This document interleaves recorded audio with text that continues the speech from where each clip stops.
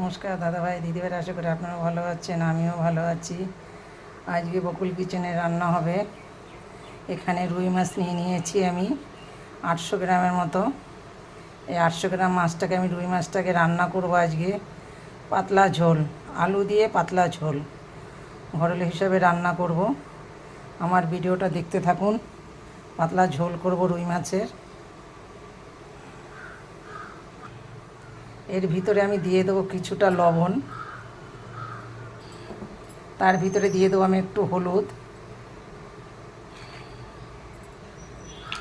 এটার ভিতরে দিয়ে দেবো আমি একটু সরিষার তেল। এই কাঁচা মাছটারে মাখার জন্য আমি একটু সরিষার তেল দিয়ে দেবো, কেন না হলে তেলটা দিলে কি গায়ে ছেটে নাতে মাছটা। তেলটা না দিলে গায়ের মধ্যে হয়তো অনেক সময় গায়ের মধ্যে ছিটে আসে তেল, মাছের তেল। আমার তেলটা গরম হয়ে গেছে, এখন আমি মাছটাকে দিয়ে দেবো।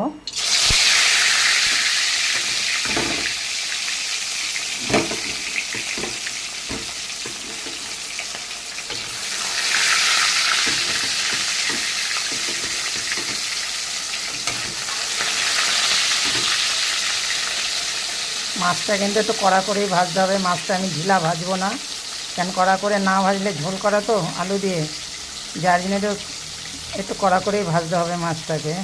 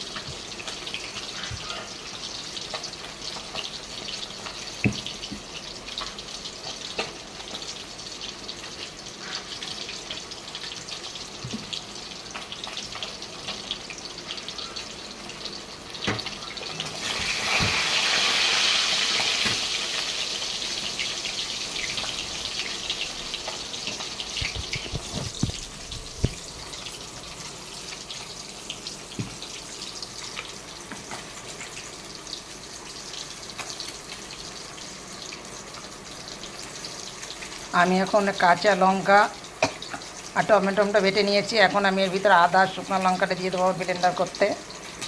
এখন আমি এটার ভিতরে দিয়ে দেবো কাঁচা লঙ্কা, আদা। মাছটাকে আমার 1 পিঠ হয়ে গেছে, আমি উল্টে পাল্টে দেবো। এইরকম করে কড়া করে আমি মাছটাকে ভেজে নেব। মাছটা আমার ভাজা হয়ে গেছে, আমি নামিয়ে নেব। আমি কীরকম করে কড়া করে মাছ ভেজেছি, জাস্ট আমার মাছের ঝোল হবে।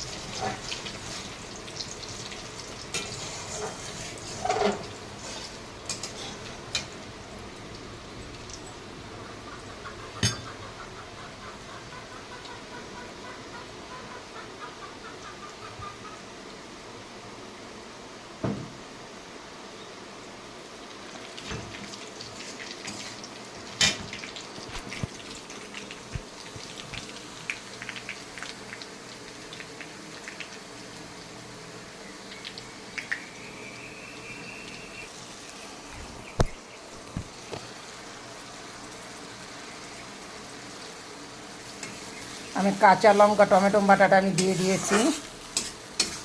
এখন এই মশলাটাকে আমি ভালো করে কষিয়ে নেব। আমি সাইডে প্যানে আমি আলুটা ভেজে নিচ্ছি, যে মাছের ঝোলে যে আলুটা দেবো।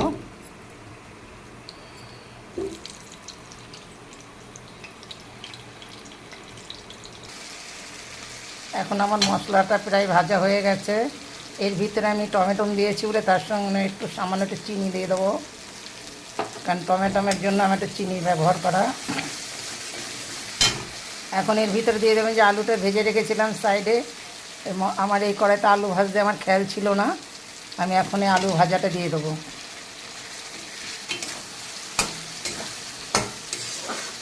মানে এটা আমি মিনিট 2 মতন কষিয়ে নেব। এর ভিতরে দিয়ে দেবো আমি লবণ, তার ভিতরে দিয়ে দেবো একটু হলুদ,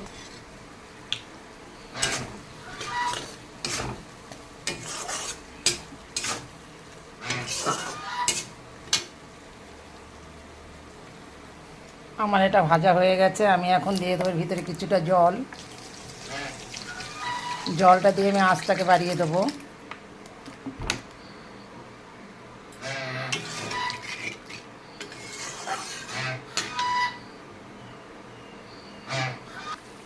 এখন আমার কিন্তু এটা ঝোল দিয়ে দিয়েছিলাম, আমার কিন্তু এটা ফুটে উঠেছে। আলুটাও অনেকটা সিদ্ধ হয়ে গেছে 90%। এখন এর ভিতরে আমি দিয়ে দেবো মাছ, যে মাছ ভেজে রেখেছিলাম রুই মাছটা। তবে এর ভিতরে আমি আরেকটু দিয়ে দেবো, এর ভিতরে আমি দিয়ে দেবো আরেকটু ধইনা জিরা, যে আমি ভাজা মশলাটা করে আমি কৌটো করে রেখে দেই, সেই মশলাটাকে আমি দিয়ে দেবো। সেটা আমি নামানোর একটু আগেই দিয়ে দেই। আমি এর ভিতর সব মাছ দিয়ে দিলাম। ধইনা জিরা যে আমি যে ভেজে শুকনো কলায় ভেজে আমি বেটে কৌটো ভরে রেখে দিই, সেই মশলাটাকে আমি দিয়ে দিই। নামানোর মিনিট 5 আগে দিয়ে দিলে তরকারিটা খুব সুন্দর গন্ধ আসে, খুব ভালো লাগে খেতে। আমি এখন এই ভাজা মাছগুলো দিয়ে দিচ্ছি এর ভিতরে। এখন আমার মাছের ঝোলটা কিন্তু হয়ে গেছে, এখন আমি নামিয়ে নেব। এর ভিতরে আমি দিয়ে দিলাম মাত্র 2টো কাঁচা লঙ্কা চিড়ে দিয়েছি একটু ফ্লেভারের জন্য। এখন আমার মাছের ঝোল হয়ে গেছে, ফ্লেভারের জন্য আমি 2টো কাঁচা লঙ্কা দিয়েছি। আমার মাছের ঝোলটাকে নামিয়ে নিয়েছি। এখন এই মাছের ঝোলটা আমার রুই মাছ দিয়ে আলু দিয়ে আমি ঝোল করেছি।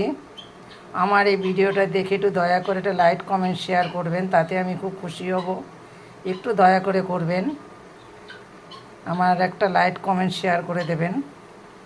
আমি যতটা মাছ দেখেছি ততটা মাছ আমি সম্পূর্ণটা রান্না করে নেই, ওটা আবার কিছুটা বিকেলে করব, কেন আমার বৌমা বাড়ি নেই, বিকেলে আসবে। ফোন করলাম, বললো বিকেলে আসবে বাড়ি, বিকেলে তো আবার রান্না আছে।